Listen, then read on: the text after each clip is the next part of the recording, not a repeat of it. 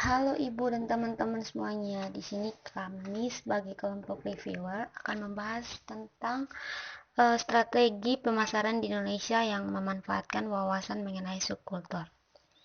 Nah, sebelum membahas lebih lanjut, kami kelompok terdiri dari Anastasia Anggrini Dapa dengan NIM 134, Gervasius Rusman dengan NIM 135, Davrosa Nona dengan NIM 142, Diana Ningsi Ka'bah 143, Anna Maria Priscilla KE 148, Maria Adinda Weawora 153.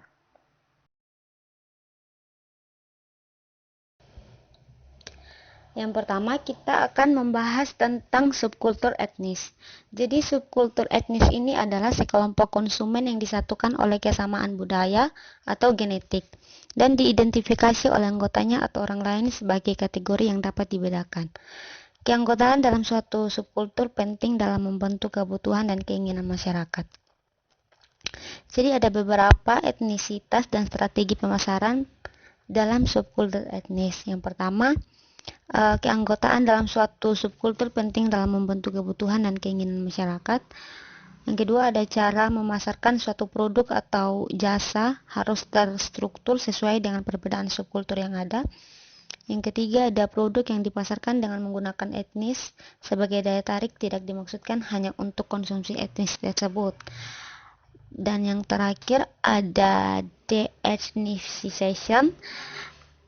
De-ethnicization ini merupakan proses di mana sebuah produk yang awalnya terkait dengan etnis tertentu terlepas dari etnis tersebut dan dipasarkan kepada subkultur lainnya.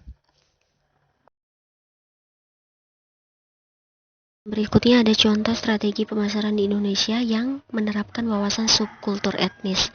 Yang pertama itu kita lihat ada industri kuliner di Yogyakarta.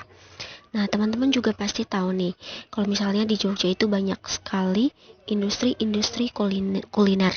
Dan juga ada banyak restoran yang memang mereka menyediakan menu makanan khas. Contohnya seperti ada restoran yang menyediakan makanan khas dari masakan Manado, ada ikan bakar Makassar, mie Aceh, masakan dari timur, dan bahkan ada makanan Korea, Jepang yang juga ikut meramaikan industri kuliner yang ada di Jogja. Nah, untuk mayoritas pengunjung itu sebagian besar juga adalah masyarakat dari daerah-daerah tersebut. Namun, makanan dari daerah tersebut juga populer di kalangan konsumen dari luar.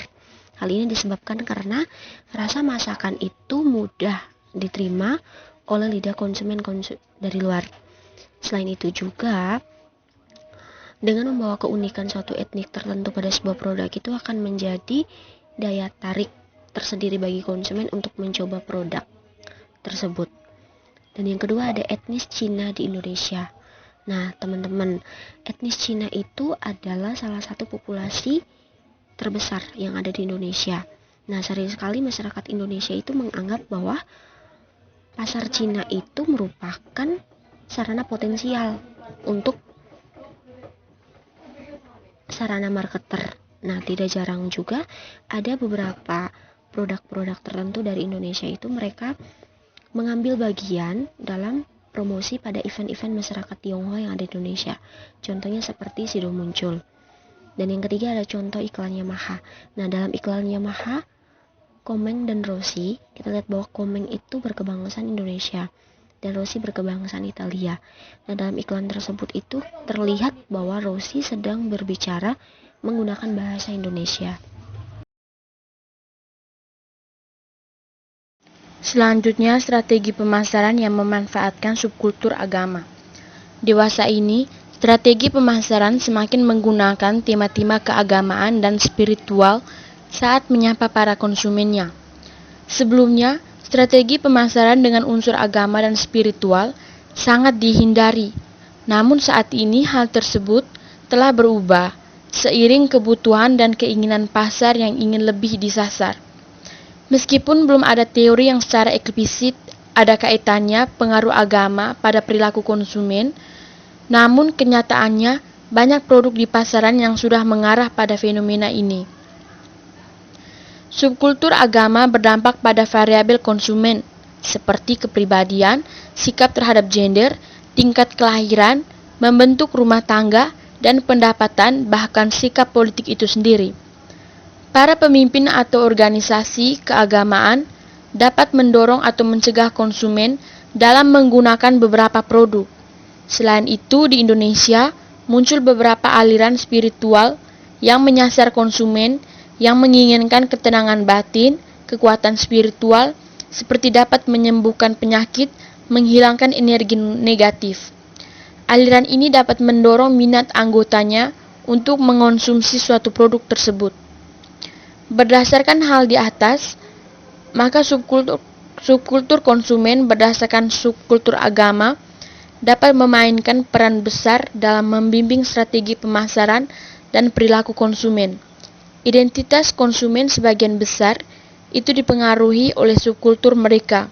Begitu juga dengan keputusan pembelian sebagian besar dipengaruhi oleh kesamaan agama mereka. Yang berikut ada contoh dari subkultur agama.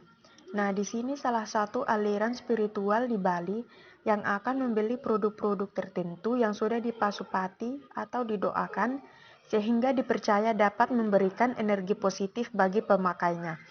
Nah, di sini contoh produk tersebut yaitu Wardah kosmetik dan skincare. Wardah adalah salah satu kosmetik asli Indonesia yang secara khusus untuk wanita muslimah dan secara umum untuk seluruh wanita yang ingin memakai kosmetik yang aman dan tidak mengandung bahan berbahaya serta bersertifikasi halal. Nah, kosmetik Wardah yang berhasil menyasar segmen Islam dengan konsep pemasaran sebagai kosmetik bagi wanita Islami, begitu juga salon khusus wanita Islami dan butik pakaian muslim yang tidak terhitung jumlahnya.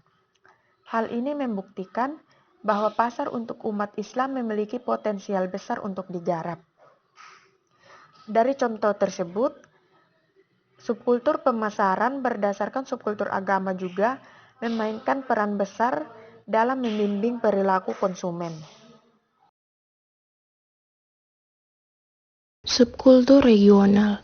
Seseorang di daerah berbeda biasanya akan diidentifikasi dengan ciri-ciri fisik dan perilaku tertentu.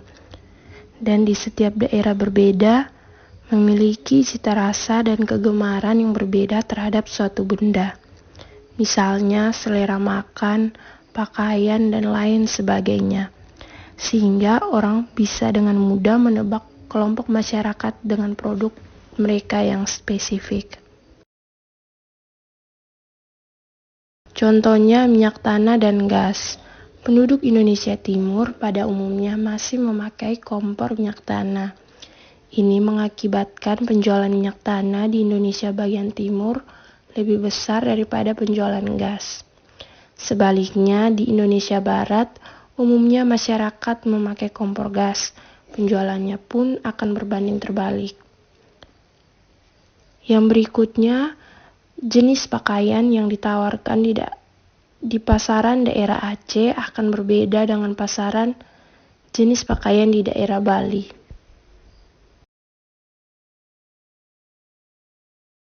Oke teman-teman, kali ini kita akan membahas tentang siklus hidup rumah tangga bagi strategi pemasaran. Rumah tangga adalah unit konsumsi dasar untuk barang-barang konsumsi. Barang-barang pokok seperti rumah, mobil, perlengkapan rumah tangga hanya dikonsumsi oleh unit-unit rumah tangga selain daripada individu. Selanjutnya, pola konsumsi masing-masing anggota rumah tangga jarang terlepas dari pola konsumsi anggota rumah tangga lainnya. Misalnya, keputusan untuk mengabulkan permintaan anak atas sebuah sepeda bisa berarti mengeluarkan dana tertentu yang dapat dipergunakan untuk membiayai liburan akhir pekan untuk orang tua. Membeli pakaian baru untuk saudara perempuan atau saudara laki-laki, atau mungkin juga dipakai oleh anggota lain dalam rumah tangga. Dengan demikian adalah penting agar para pemasar memahami rumah tangga sebagai suatu unit konsumsi. Kehidupan rumah tangga mempengaruhi perilaku pembelian, dikarenakan budaya kebutuhan rumah tangga ke dalam kehidupan sehari-hari. Rumah tangga menetapkan apa yang kita dengar dan makan, di mana kita tinggal, dan kemana kita bepergian. Nah, sebagai contoh, dalam suatu rumah tangga dibutuhkan 100 kg beras dalam sebulan untuk dikonsumsi. Yang berpengaruh terhadap pemasaran adalah meningkatnya pembelian bahan makanan yang adalah beras oleh konsumen dalam suatu keluarga atas dasar kebutuhan yang tetap dalam kehidupan berumah tangga. Dari contoh ini, faktor kebutuhan suatu rumah tangga yaitu kebutuhan atas bahan makanan yang tetap dan harus terpenuhi. Hal ini dapat berpengaruh pada perilaku keputusan pembelian terhadap suatu barang yang mereka butuhkan.